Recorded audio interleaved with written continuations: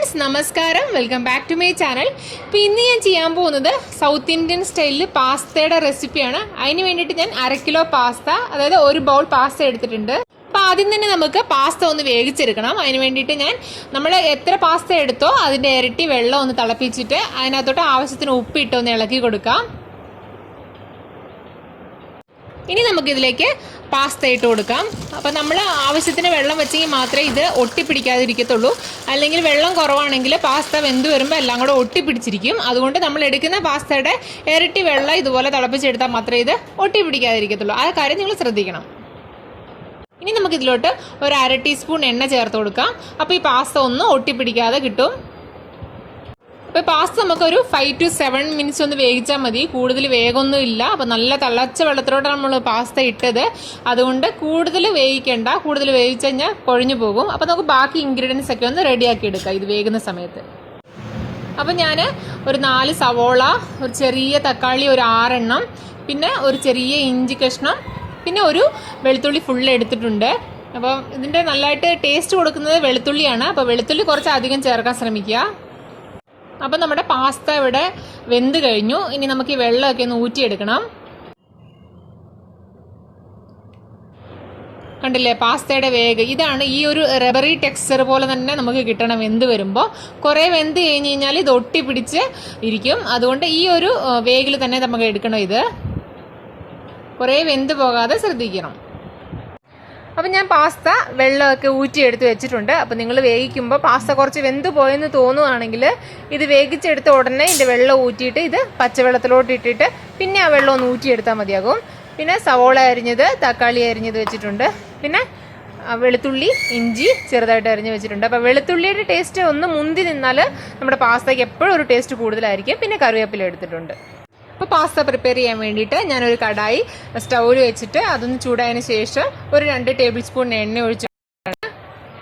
ഇനി ഇതിലോട്ട് നമുക്ക് ചെറുതായിട്ട് അരിഞ്ഞു വെച്ചിരിക്കുന്ന വെളുത്തുള്ളിയും ഇഞ്ചിയും ഒന്ന് ചേർത്തിട്ട് നന്നായിട്ടൊന്ന് മൂപ്പിച്ചെടുക്കാം. അപ്പോൾ എണ്ണയ്ക്ക് പകരം ബട്ടർ നിങ്ങൾക്ക് ഉപയോഗിക്കാം. അപ്പോൾ ഞാനിവിടെ ബട്ടറല്ല എണ്ണയാണ് ഉപയോഗിച്ചേക്കുന്നത്.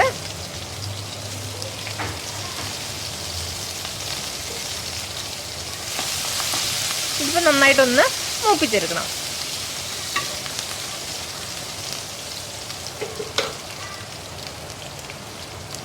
ഇതിലോട്ട് ശകലം കറിവേപ്പിലയും കൂടെ ചേർത്ത് കൊടുക്കുകയാണ്.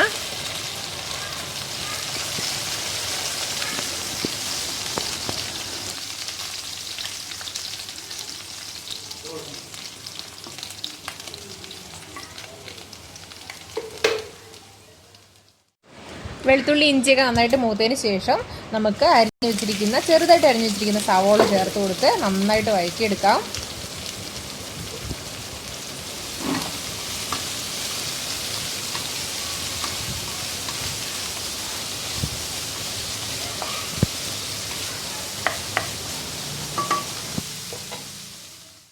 സവോള പെട്ടെന്ന് വഴറ്റിയെടുക്കാൻ വേണ്ടിയിട്ട് നമുക്ക് ഉപ്പിട്ടിട്ട് വഴറ്റിയെടുക്കാം. അപ്പോൾ ആവശ്യത്തിന് ഉപ്പ് ചേർത്ത് കൊടുത്തു.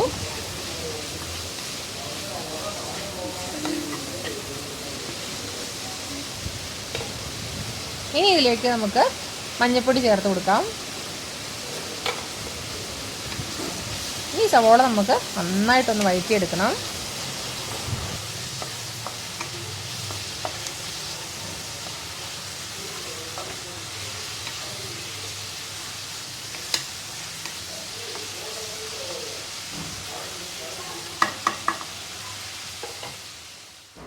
ഇപ്പോൾ സവോള നന്നായിട്ട് വഴറ്റിയെടുത്തു.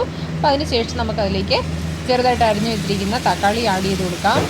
തക്കാളിയും കൂടെ ചേർത്ത് നന്നായിട്ടൊന്ന് വഴറ്റിയെടുക്കണം.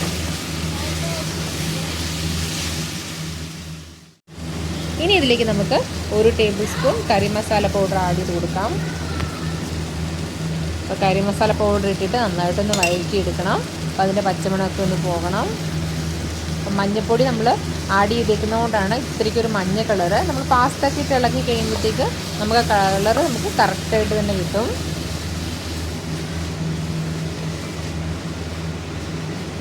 അപ്പോൾ ഇന്ന് രാവിലെ കുട്ടികൾക്ക് ദോശ, ഇഡ്ഡലി, ഇടിയപ്പം ഒക്കെ ചെയ്ത് കൊടുക്കുമ്പോൾ ഇടയ്ക്ക് ഒരു വെറൈറ്റിക്ക് വേണ്ടിയിട്ട് നമുക്ക് ഈ പാസ്തയൊക്കെ ഒന്ന് ട്രൈ ചെയ്യാവുന്നതാണ്. അപ്പോൾ കുട്ടികൾക്ക് നമുക്ക് എപ്പോഴെങ്കിലുമൊക്കെ കൊടുക്കുമ്പോൾ അവർക്കും ഭയങ്കര ഇൻട്രസ്റ്റ് ആയിരിക്കും കഴിക്കാൻ വേണ്ടിയിട്ട്. അപ്പോൾ നമുക്കിപ്പോൾ ഇതിൽ ഈ ഒരു ടൈമിൽ നമുക്കിതിലോട്ട് വേവിച്ച ചിക്കൻ ഉണ്ടെങ്കിൽ ചിക്കന്, അല്ലെങ്കിൽ മുട്ട ഒക്കെ ആഡ് ചെയ്ത് കൊടുക്കാവുന്നതാണ്. നമുക്ക് നമ്മുടെ ഇഷ്ടത്തിന് നമ്മളിത് ചെയ്തെടുക്കാം. ഇപ്പോൾ ഞാൻ വെറും സിമ്പിളായിട്ട് പാസ്ത ചെയ്യുകയാണ്. ഇപ്പോൾ മസാലയൊക്കെ റെഡിയായി. ഇനി പാസ്ത നമുക്ക് ചേർത്ത് കൊടുക്കാം.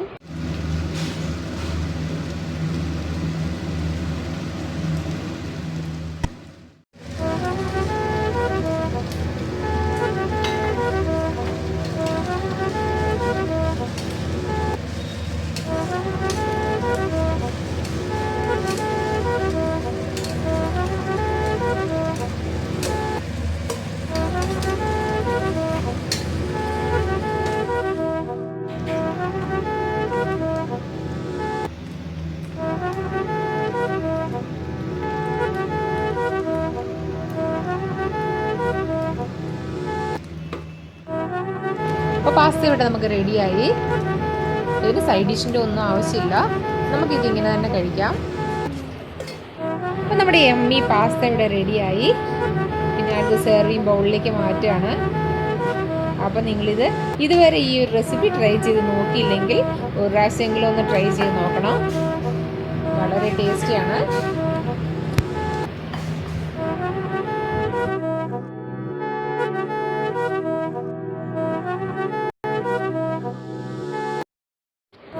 So thanks for watching friends.